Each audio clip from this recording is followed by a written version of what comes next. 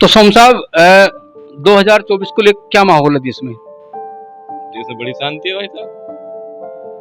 चारों तरफ राम राज्य आ गया। देख रहे कैसा राम राज्य आ गया। अरे पहले हिंदू मुस्लिम हुए करे थे, अब तो जाट गुजर गुजर राजपूत फलाना ठिकाना दलित और ये सैनी पता नहीं क्या क्या हो रहा है यार। अब तो जातियां लड़ रही है आपस में। उधर मणिपुर में लड़ रहे हैं, वो कोई कुकी ईसाई है, मैती हिंदू है, इनमें आपस में संघर्ष चल रहा। वे बंदूक लेके उन्हें मार रहे। वो तो सरे में उन्हें तो हत्याकांड मचा रखा। नहीं तो इन सब घटनाओं के पीछे कौन है? घटनाओं के पीछे तो कौन है कि कौन सी शक्ति है, ये भाई साहब मैं पुलिस तो हूं नहीं, या मैं आई भी नहीं हूं, कानून मेरे हाथ में नहीं है। मैं तो गांव में रहने वाला आदमी हूं, थोड़ा सा पढ़ा लिखा हूं, नजर रखता हूं देश के हालात। क्या देश की सरकार की जिम्मेदारी होती है कानून व्यवस्था, शांति, भाईचारा, सद्भाव, ये सरकार की जिम्मेदारी होती है।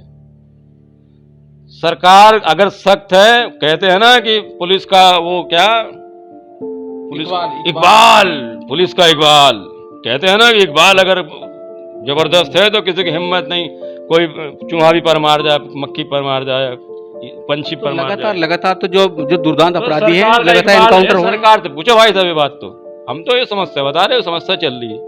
इसका जिम्मेदार कौन है, कौन से ठीक करेगा, ये तो सरकार बताए। जो इकबाल की बात करे, नु कहे सरकार का इकबाल है, राम राज्य आ गया। राम राज्य दिख तो रहा है। तो गांव में तो अब जो किसान है, किसान की तो आय बढ़ी है इस बार, 4 गुनी हो गई। दुगनी कह रहे थे, 4 गुनी हो गई। बस 400 रुपये आया करता बिजली का बिल, 1600 रुपये हो गया। हो नहीं गई 4 गुनी। डीजल क्या भाव था, क्या भाव हो गया, वो दुगना हो लिया। तो आमदनी बढ़ी होगी, अब तो खर्चे बढ़े। तो किसान से पूछो क्या हाल है, फीस नहीं दे पा रहा बच्चों की, खाना नहीं खा पा रहा भाई साहब ढंग से, जो पौष्टिक खाना जिसे कहते हैं नहीं खा पा रहा है। जो दूध बचा लिया करता था ना अपने लिए, नहीं बचा पा रहा, वो कह रहा है बेच दो भाई, फीस जमा करनी, कपड़े लेने। क्या पूछोगे आप किसान से? पूछो भाई साहब कितनी खराब हालत है उसकी। एक गिलास दूध पीने के लिए तरस गया हो। जो किसान घर में आके चाय लो जी, पानी लो जी, आप उसके घर में अगर मेहमान चले जाओ तो सोचता है कि यार तो चाय पिलानी पड़ेगी, ठंडा लाना पड़ेगा। हम जो दिया करते थे, जिन अन्नदाता कहे थे, अब ये स्थिति आ गई है। सरकार का मानना है कि लोग कहते हैं अग्निवीर योजना तो बेहतर है। कौन सा लोग कह रहे हैं, कौन से लोग कह रहे हैं? जो शहरों में बैठे हुए हैं, जिनके बच्चे कभी फौज में नहीं गए, कभी जाके नहीं देखा, कभी दौड़ नहीं लगाई, कभी ट्रेनिंग नहीं करी। हमसे पूछो ना हमारे बच्चे कैसे दौड़ते हैं सड़कों पे। सड़क पे दौड़ते हैं, नंगे पांव दौड़ते हैं, धूप में तपती सड़क पे दौड़ते हैं भाई साहब बच्चे। बंद कर दिया सबने दौड़ना, कोई नहीं मिलेगा अब। और साल भर पहले आप पूरे गांव में कहीं भी घुस जाइए, पश्चिम उत्तर प्रदेश के हर जाति का, यहाँ जाट हैं, गुर्जर है, राजपूत है, 3 प्रमुख जातियां हैं जहां जिनमें जज्बा है और फौज में जाने का जुनून होता है इन लड़कों में। सबने दौड़ना बंद कर दिया। अब अभी तो लगातार भर्ती चल रही है अग्निवीर की। कितने लड़के सेलेक्ट हुए? कहाँ भाई से भर्ती चल रही है? अभी मुजफ्फरनगर में भर्ती हुई थी, उसके बाद कहाँ भर्ती है? उससे पहले कौन सी भर्ती हुई? और वहां उस भर्ती में कौन से खेल हुए? 4 साल के लिए जाएगा लड़का, वो अपना कैरियर बनाने जाता है। इसके साथ साथ जो उसके माँ बाप है, माता पिता हैं। मैं कम्युनिटी की बात कर रहा हूँ। हम अपनी कम्युनिटी की बात करते हैं, राजपूत कम्युनिटी की। हम लोग बेसिकली किसान हैं। हमारे लिए एक दरवाजा खुला हुआ था फौज का या पैरामिलिट्री फोर्सेस का। अब वहां भी ये काम कर दिया आपने। यूपी पुलिस 24 साल नौकरी हुआ करती थी, पुलिस में भर्ती की, हमारी 22 साल कर दी।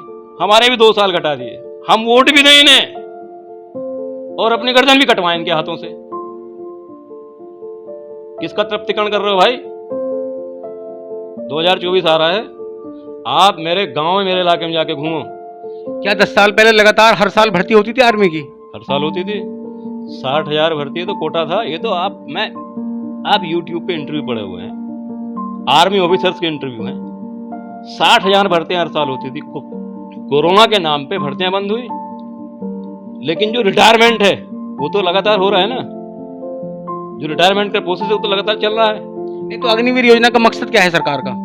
सरकार का मकसद तो सरकार जाने वाली है। हम जैसे लोग, सामान्य लोग क्या क्या क्या इनका मकसद समझ सकते हैं? ये मुझे लगता है कि इन्हें पेंशन ना देनी पड़े, फौज पे खर्चा कम हो जाए। ये क्या है ना, ये फौज को उसका साइज छोटा करना चाहते हैं फौज का। और उसको आधुनिक करके, इनका मानना है कि फौज आधुनिक हो जाएगी और आधुनिक फौज कम खर्च में और ज़्यादा संसाधन हम पैदा करके फौज को बलशाली बनाए। कोई इनसे पूछे, फौज जब जीतती है आदमी ही तो जाके वहाँ स्थिति को कंट्रोल करता है। 10 से 15 साल पहले जो लड़के भर्ती होते होंगे, गांव में जो भर्ती होता है पता चल जाता है कि ये लड़का आर्मी में है।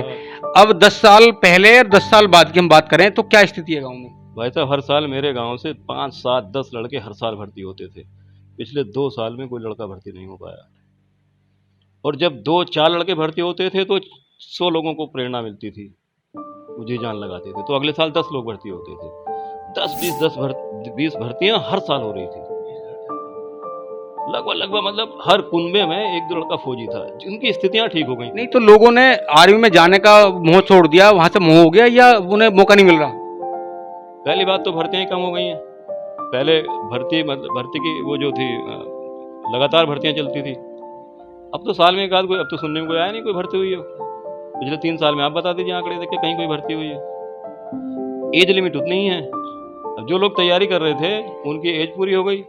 आप संजय सिंह सोम जी से हम लोग बात कर रहे थे और ये गांव गंवार की बात करते हैं, खेती करते हैं और गांव के हर मसले पे आप एनालिसिस करते हैं।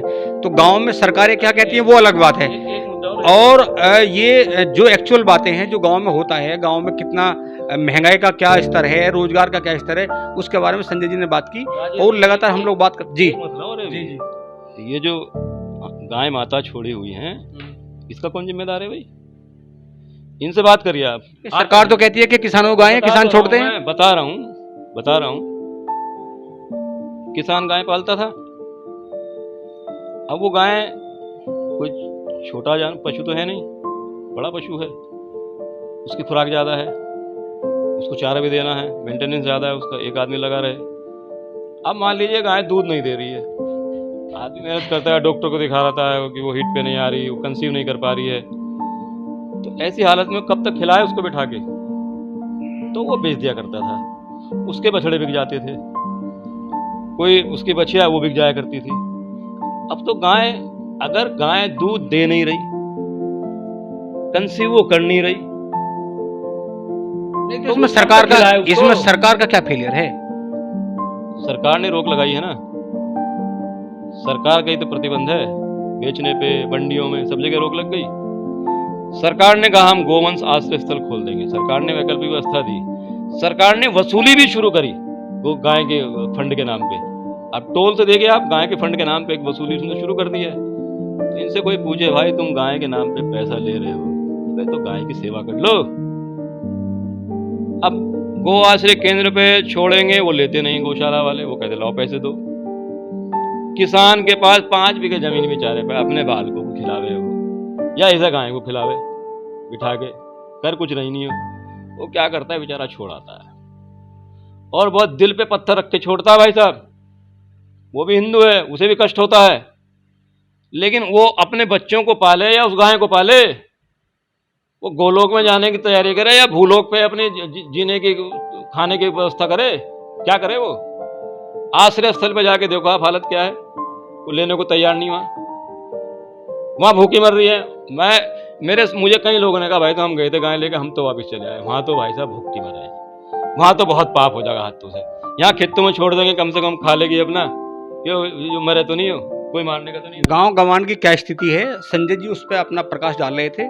और लगातार आप लोग 7 न्यूज़ देखते रहिए, लगातार गांव की, शहरों की और क्या क्या अपडेट हो रहा है, हम लोग आपसे रूबरू रहेंगे।